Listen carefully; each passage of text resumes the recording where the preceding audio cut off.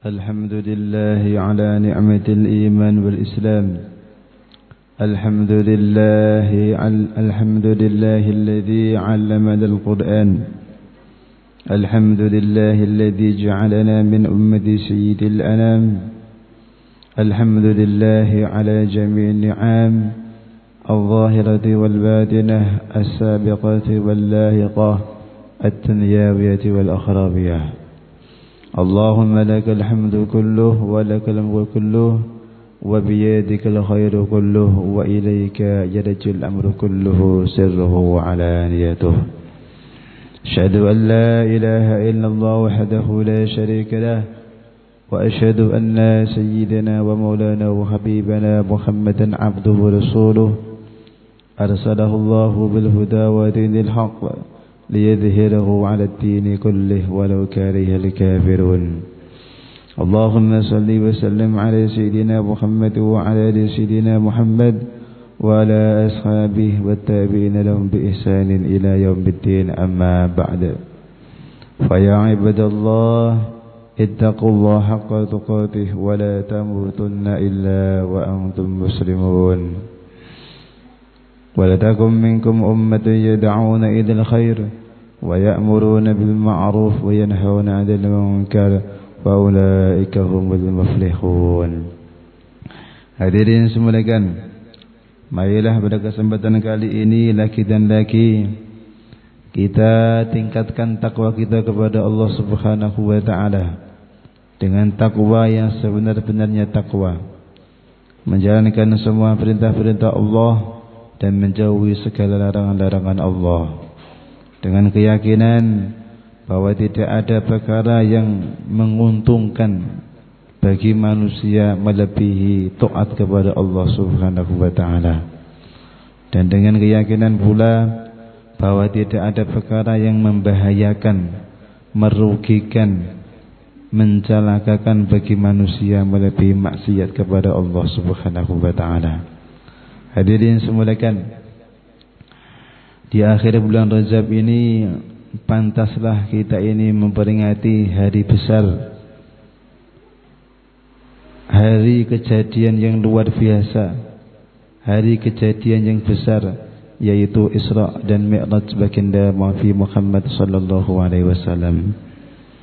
Kejadian ini diceritakan langsung di dalam Al-Qur'an, dibahas-bahasakan langsung oleh penciptanya Allah Jalla Jalaluhu. Begitu pentingnya kejadian ini sehingga di dalam Al-Quran ada surat Isra.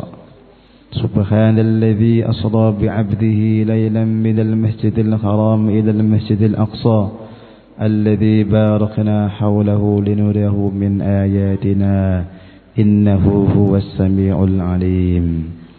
Maha suci Allah yang telah memperjalankan hambanya pada waktu malam dari Masjidil Haram ke Masjidil Aqsa yang telah kami berkahi, agar kami perlihatkan sebagian tanda-tanda kebesaran kami.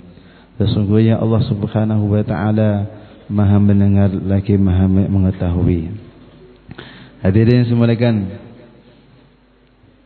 baginda Nabi SAW ceritanya telah mendakwahkan agama ini dengan penuh pengorbanan, siang dan malam di Mekah Al-Mukarramah. Akan tetapi tanggapan orang-orang Mekah ini sangat berat.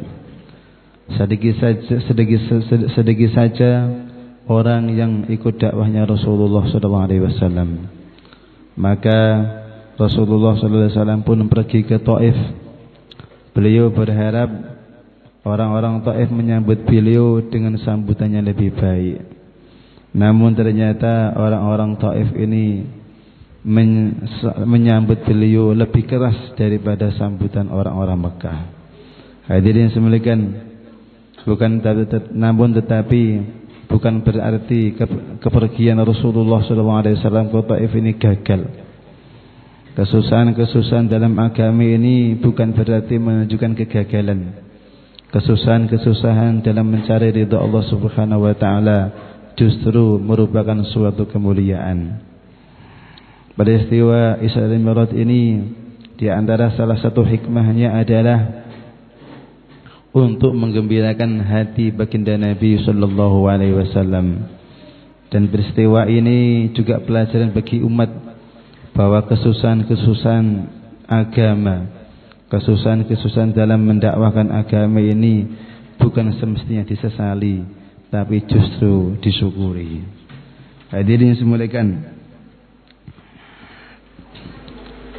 maka sepulang dari Taif, baginda Nabi sallallahu alaihi wasallam beliau tidur di Masjidil Haram.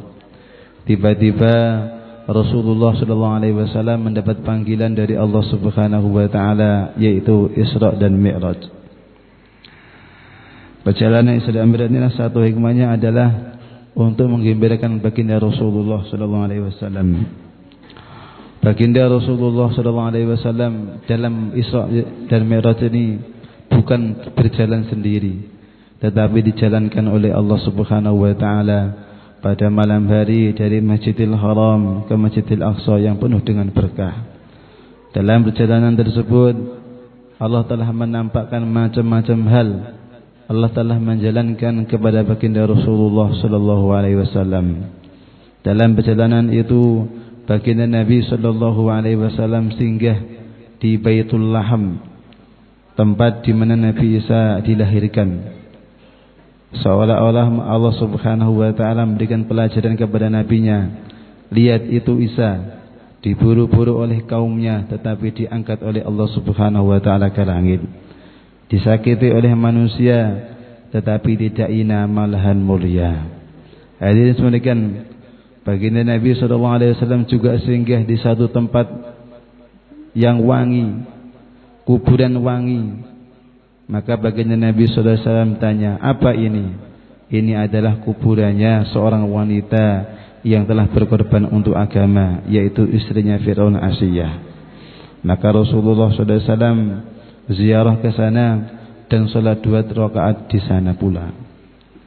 Hadirin semuliakan, hal ini menjadi pelajaran bagi baginda Nabi sallallahu alaihi wasallam bahwa pejuang-pejuang agama, orang yang memperjuangkan agama, mendakwahkan agama, tidak akan dihinakan oleh Allah Subhanahu wa taala, tidak akan disia-siakan oleh Allah Subhanahu wa taala. Hadirin semuliakan, kemudian baginda Nabi sallallahu alaihi wasallam dinaikkan ke langit. Seluruh para nabi dan para rasul alaihi wasallam tinggal di langit.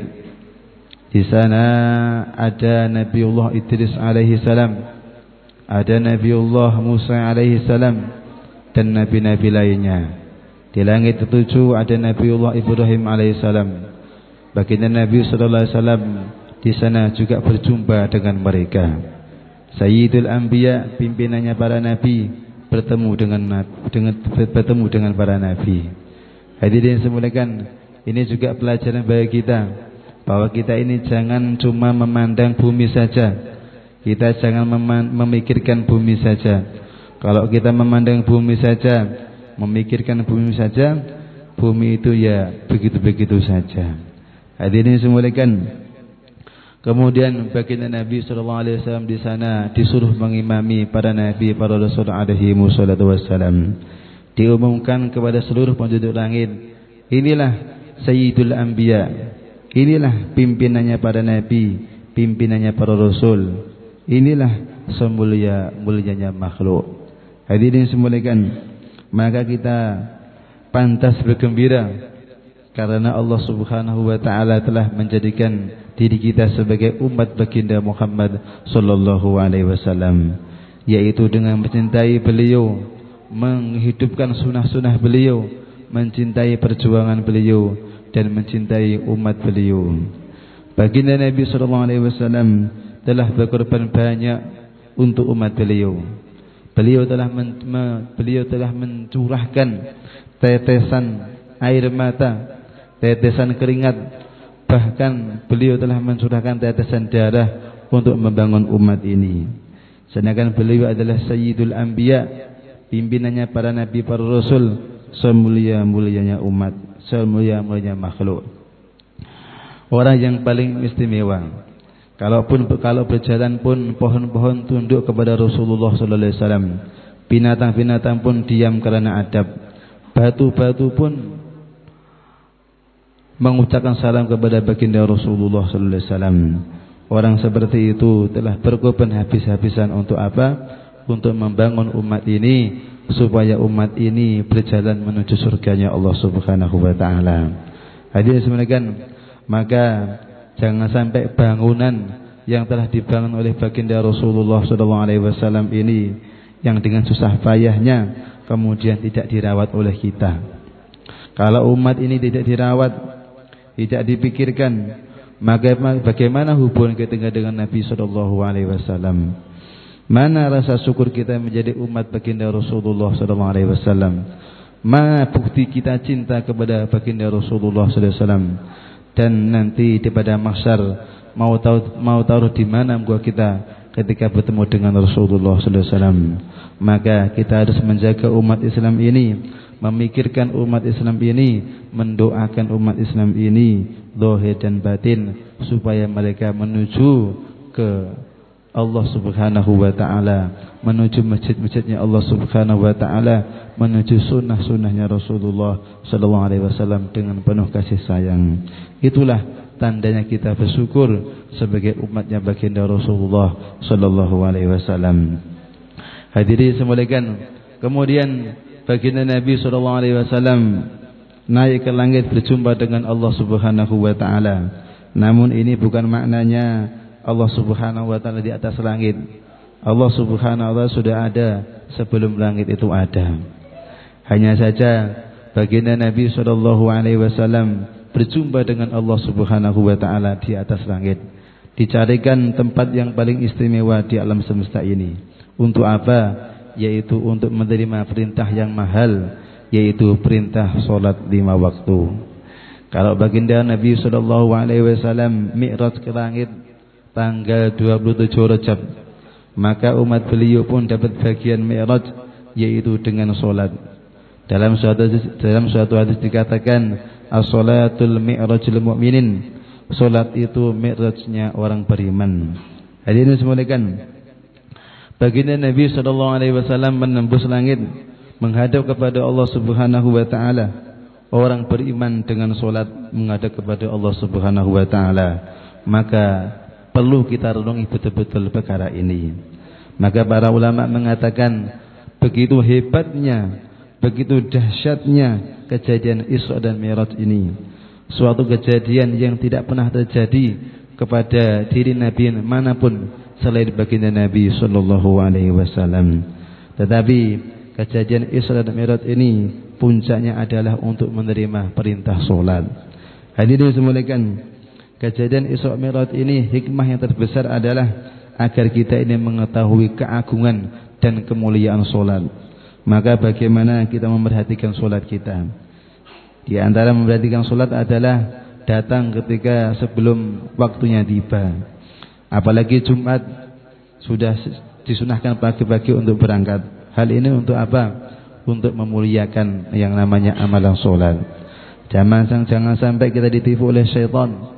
Ketika sudah sampai masjid kemudian ngantuk. Ini adalah kerugian yang luar biasa. Seumpama kita mengetahui keagungan dan kemuliaan salat, kita akan menggigil karena gembira, dan kita akan menggigil karena takut akan kemuliaan dan kebesaran salat. Hadirin sekalian, maka ada seorang murid mengeluh datang kepada gurunya. Wahai guru, saya ini punya masalah ini, punya masalah itu. Kemudian apa yang harus saya perbuat? Maka gurunya mengatakan, sesungguhnya kamu itu telah meremehkan suatu perkara yang telah diagungkan oleh Allah Subhanahu wa taala. Loh, apa itu? Salat. Seumpama salat kamu beres, semua masalah-masalahmu akan beres. Bagaimana tidak? Kamu menghadap kepada penguasa alam semesta, pencipta alam semesta, menghadap kepada Allah Subhanahu wa taala sehari semalam 5 kali. Bagaimana masalah kamu tidak beres? Masalahmu kamu tidak beres karena salat kamu belum beres. Salat kamu ala kadarnya saja. Kalau salat kamu beres, maka semua masalah-masalah kamu akan beres. Hadirin sekalian, kita ini mau mencari jalan keluar ke timur, ke utara, ke barat, keselatan, mengeluh ke sana, mengeluh ke sini, padahal jalan keluarnya ada di depan mata kita, yaitu salat 5 waktu. Hadis menunjukkan salat yang 5 waktu adalah salat yang paling istimewa. Dan di antara salat 5 waktu ini yang paling istimewa adalah salat Jumat. Dikatakan dalam suatu riwayat, umat Muhammad begitu mulianya, kalau umat Nabi Musa perlu acara khusus untuk menghadap kepada Allah Subhanahu wa taala, yaitu mereka datang ke Gunung Tursina, dipimpin langsung oleh Nabi Musa alaihi salam untuk mendengarkan firman dari Allah Subhanahu wa taala. Tetapi umatnya baginda Nabi sallallahu alaihi wasallam cukup dengan salat 5 waktu, pahalanya melebihi pahalanya umatnya baginda Nabi Musa alaihi salam. Hadirin sekalian, maka bagaimana kita mementingkan salat? Kemudian kita meyakini bahwa salat adalah perkara yang istimewa. Kalau ada orang beranggapan bahwa salat itu bukan perkara yang istimewa, maka kita perlu mempertanyakan iman dia. Salat itu berurusan dengan Allah Subhanahu wa taala, kemudian kamu tidak menganggapnya perkara yang istimewa, iman kamu itu bagaimana?